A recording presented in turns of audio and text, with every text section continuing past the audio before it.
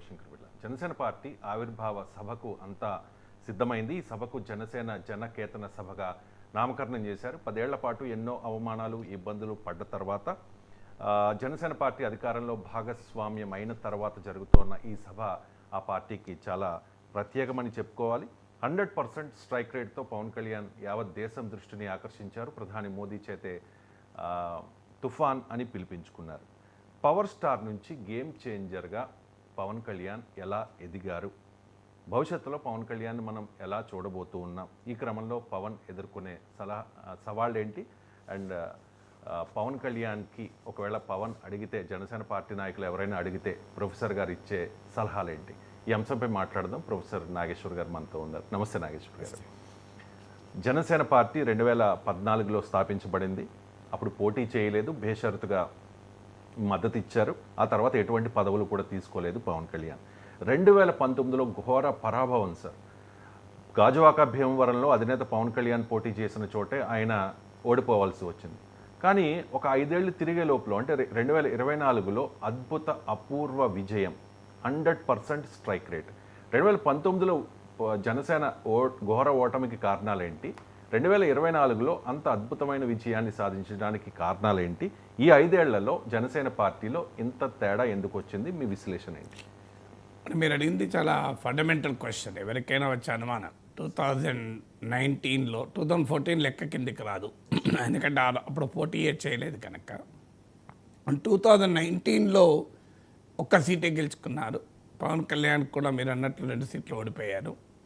అనూహ్యమైన పరాజయం, తర్వాత అనూహ్యమైన విజయం. అంటే అనూహ్యమైన పరాజయమేం కాదు, ఊహించిన పరాజయమే, కానీ అనూహ్యమైన విజయం. ఇప్పుడు ఏంటి, 2019లో ఎందుకు ఓడిపోయారో అర్థమైతే 2024లో ఎందుకు గెలిచారో అర్థమవుతుంది.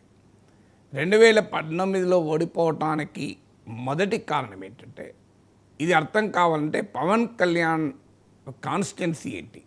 ప్రతి రాజకీయ పార్టీకి సమాజంలో ఒక భూమిక, ఒక స్పేస్ ఉంటుంది. ఆ స్పేస్లో అనేక రకాల డైమెన్షన్స్ ఉంటాయి. ఇప్పుడు మనము ఏదైనా ఒక వస్తువు తీసుకున్నా, ఈ వాటర్ బాటిల్కు రకరకాల డైమెన్షన్స్, లెంత్, బ్రెడ్త్, హైట్, సర్క్యులర్గా ఉంది. దీని మీద పెట్టినప్పుడు దీనికి ఒక డైమెన్షన్, స్పేస్. అంటే మనము ఎప్పుడు కూడా ఒక వస్తువును ఎలాగైతే ఒక టైమ్ అండ్ స్పేస్లో చూస్తామో, ఒక పొలిటికల్ పార్టీని కూడా టైమ్ అండ్ స్పేస్లోనే చూడాలి. సో ఒక పొలిటికల్ పార్టీకి ఏంటి ప్రాతిపదిక అన్నప్పుడు దానికి ఉండే డైమెన్షన్స్ ఏంటి, స్పేస్ ఏంటి. సో పవన్ కళ్యాణ్ పార్టీ పెట్టినప్పుడు 2014 తర్వాత 2019 వరకు కూడా ఆయన పొలిటికల్ స్పేస్లో ఒక ప్రధానమైన సెక్షన్ కాపుస్. అఫ్కోర్స్ పవన్ కళ్యాణ్ కాపు నాయకుడిగా ప్రొజెక్ట్ కాలేదు. కాపు ఐడెంటిటీ ఇప్పుడు ఉపయోగిస్తున్నంతప్పుడు కూడా అప్పుడు ఉపయోగించలేదు. కానీ డెఫినెట్గా కాపులు ఎలాగైతే చిరంజీవిలో ఒక తమ ఆస్పిరేషన్ని చూశారో, మీకు పవన్ కళ్యాణ్ కూడా ఆస్పిరేషన్ చూశారు. పాలిటిక్స్, కాస్ట్ మధ్య సోషల్ రీసెర్చ్ ఏం చెప్తుంది అంటే, ఇప్పుడు ఎన్టీ రామారావు పార్టీ పెట్టినప్పుడు రామారావు అన్ని వర్గాల ప్రజలను ఆకర్షించాడు, అన్ని సమాజంలో అన్ని కులాలను ఆకర్షించాడు. కానీ ఎన్టీ రామారావులో కమ్మాస్ తమ పొలిటికల్ ఆర్టికులేషన్ని చూశారు.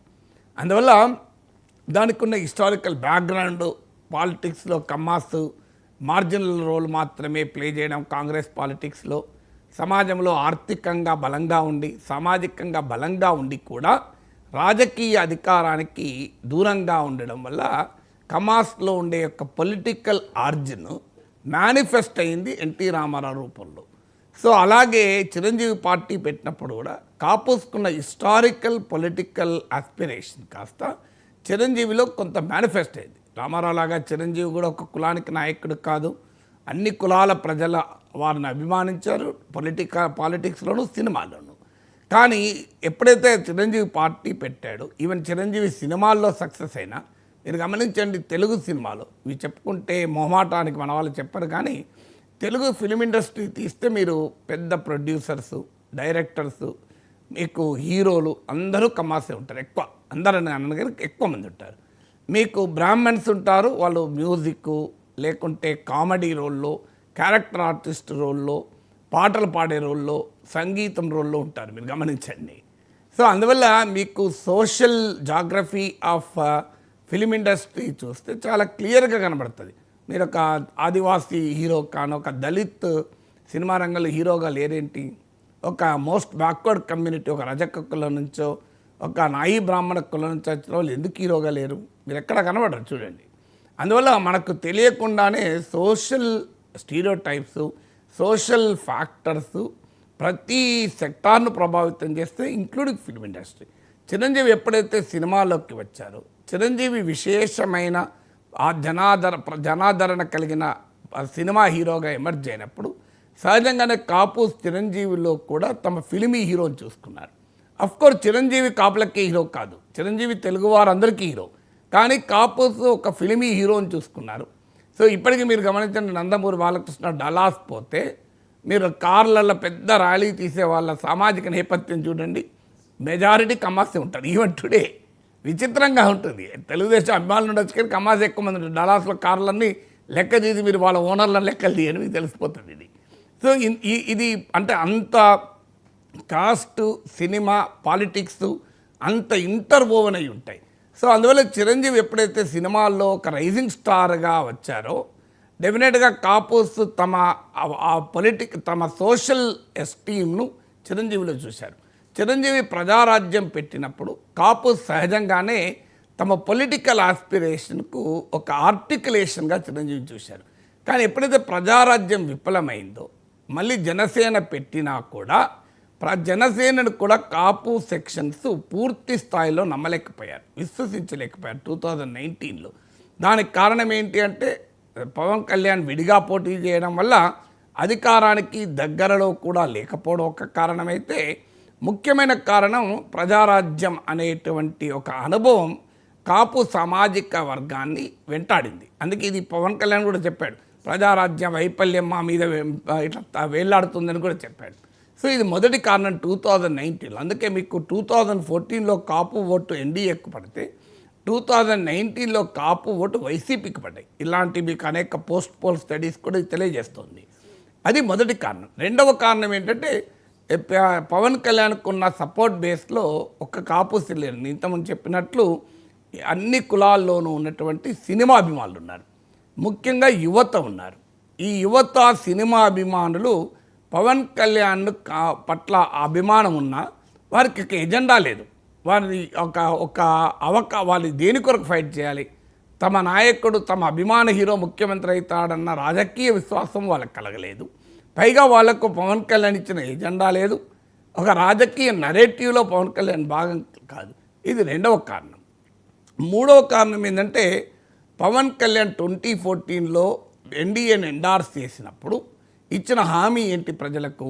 ఇది నేను చంద్రబాబు టీడీపీ బీజేపీని ప్రమోట్ చేస్తున్నాను, వారు పని చేయకపోతే నేను మీ తరఫున రాయబారిగా ఉంటాను, నేను మీ తరఫున ప్రశ్నించే గొంతుకగా ఉంటాను, నా బాధ్యత ఎన్డీఏతో పనిచేయించేది అన్నాడు. కానీ ఏం జరిగింది? 2014 నుంచి 2019 మధ్య కాలంలో ప్రత్యేక హోదా రాలేదు, విభజన హామీలు అమలు కాలేదు, అమరావతి రూపుదిద్దుకోలేదు. మీకు ఇవన్నీ కూడా టీడీపీ పట్ల ప్రజా వ్యతిరేకత పెరిగిన సమయంలో ఆ ప్రజా వ్యతిరేకత జనసేనపై కూడా ప్రతిబింబించింది. కారణం ఏంటంటే, జనసేన ఇచ్చిన హామీ, పవన్ కళ్యాణ్ ఇచ్చిన హామీ, ప్రజల తరఫున ఎన్డీఏను అకౌంటబుల్ చేస్తాను ప్రజలకు అని ఇచ్చాడు హామీ. ఎప్పుడైతే ఎన్డీఏ పట్లనే వ్యతిరేకత వచ్చింది, టీడీపీ పట్ల వ్యతిరేకత వచ్చింది, బీజేపీ పట్ల వ్యతిరేకత వచ్చిందో, దాని బిల్లులు అనివార్యంగా పవన్ కళ్యాణ్ కూడా చెల్లించాల్సి వచ్చింది. ఎందుకంటే మేము ఆశించాం పవన్ కళ్యాణ్ నమ్మకంతో, పవన్ కళ్యాణ్ మా తరఫున నిలబడతాడు, మా తరఫున ఈ ప్రభుత్వాన్ని పనిచేయిస్తాడు అని నమ్మారు కనుక ప్రజలు. ఆ నమ్మకం ఎప్పుడైతే వమ్మైందో, ఆ టీడీపీ పట్ల ఉన్న తీవ్ర వ్యతిరేకత కాస్త జనసేనపై కూడా ప్రతిబింబించింది. ఇది మూడవది. నాలుగవది, మీరు 14 to 19 మధ్యకాలంలో పవన్ కళ్యాణ్ చూడండి. సో వైసీపీ వారు విమర్శించిన భాష పక్కకు పెడితే అందులో రియాలిటీ ఉంది. సినిమా వైపు ఎక్కువగా ఉన్నాడు, రాజకీయ వైపు తక్కువగా ఉన్నాడు. పొలిటికల్ యాక్టివిటీ పవన్ కళ్యాణ్ ఈ 5 ఏళ్లలో ఎపిసోడల్ యాక్టివిటీగానే ఉంది తప్ప రెగ్యులర్ పొలిటీషియన్గా లేడు. ఒక నాన్ సీరియస్ పొలిటీషియన్గా, అడపాదడపా వచ్చేటువంటి ఒక రాజకీయ యాత్రికుడిగా, ఒక పొలిటికల్ టూరిస్ట్గా ఉన్నాడు. అందుకే వైసీపీ సినిమా తక్కువ, ఇంటర్వ్యూలు ఎక్కువ అని విమర్శించింది. సో పార్ట్ టైం పొలిటీషియను, ఒక political activity is a 24 hour activity. ఆ యాక్టివిటీలో నిరంతరం ప్రజల్లో ఉన్న వాళ్ళనే ప్రజలు అభిమానిస్తారు. కానీ పవన్ కళ్యాణ్ హోల్ హార్టెడ్గా పాలిటిక్స్లో దిగలేదు. కారణాలు ఏమైనా కానీ దానికి పవన్ కళ్యాణ్ చెప్పింది ఏంటంటే, నేను వేరే వాళ్ళలాగా డబ్బులు సంపాదించను, నా సినిమాల్లో సంపాదించిందే కదా పార్టీ ఖర్చు పెట్టాలి. ఇవన్నీ వ్యాలిడ్ ఆర్గ్యుమెంట్సే కావచ్చు, కానీ ఈ was non serious politician, part time politician, episodal political యాక్టివిటీకే పరిమితమయ్యారు.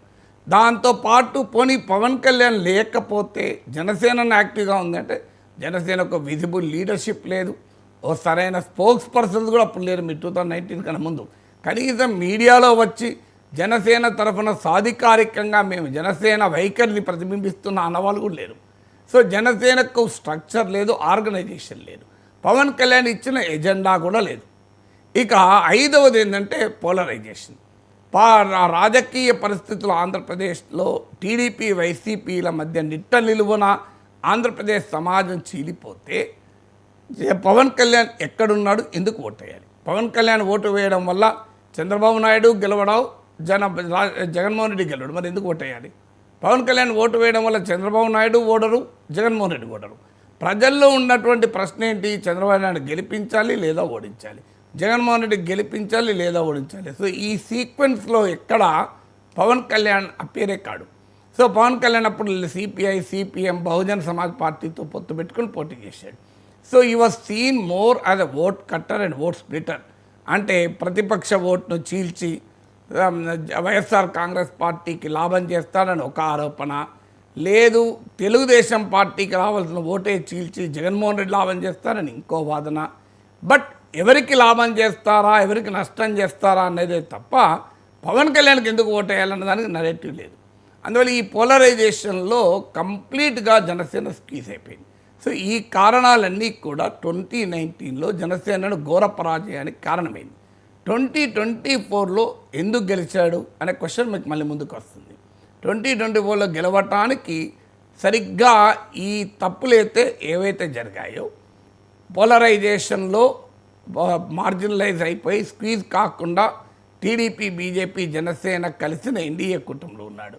నరేటివ్ ఎందుకు ఓటు వేయాలనే ప్రశ్న 2019లో ఉంటే, జగన్మోహన్ రెడ్డిని ఓడించడానికి ఓటు వేయాలి అనేది 2024లో ఉంది. జగన్మోహన్ రెడ్డి పట్ల తీవ్ర ప్రజా వ్యతిరేకత 2024లో పవన్ కళ్యాణ్కి అనుకూలమైతే, ఆ రోజు చంద్రబాబు నాయుడు పట్ల ఉన్న ప్రజా వ్యతిరేకత పవన్ కళ్యాణ్కి ఉపయోగపడాలి, జగన్మోహన్ రెడ్డి పట్ల ఉన్న ప్రజా వ్యతిరేకత ఉపయోగపడ్డది. కానీ మీకు చంద్రబాబు నాయుడు పట్ల 2019లో ఉన్న ప్రజా వ్యతిరేకత పవన్ కళ్యాణ్కి ఉపయోగపడాలి.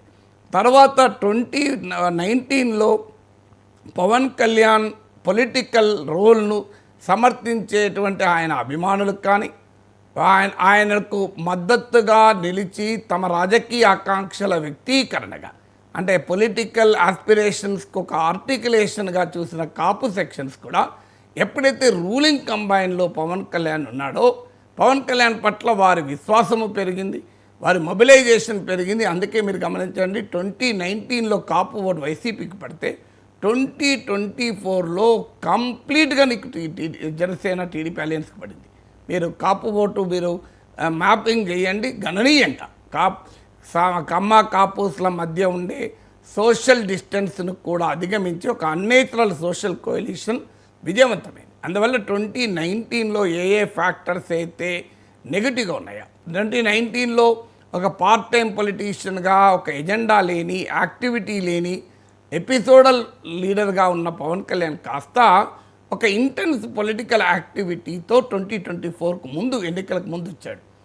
చంద్రబాబు నాయుడు అరెస్ట్ అయినప్పుడు పవన్ కళ్యాణ్ నిర్వహించిన పాత్ర కానీ, సో కౌలుదారుల సమస్యలపైన పవన్ కళ్యాణ్ చేసిన పోరాటం కానీ, భూమి నిర్వాసితుల పట్ల నిలబడిన తీరు కానీ, రోడ్ల అతుకులు గతుకుల రోడ్లపైన పోరాడిన స్వభావం కానీ, ఇవన్నీ కూడా మీకు కొన్ని అంశాల్లో తెలుగుదేశం కూడా ఆ స్థాయిలో స్పందించిన అంశాల్లో కూడా పవన్ కళ్యాణ్ స్పందించాడు.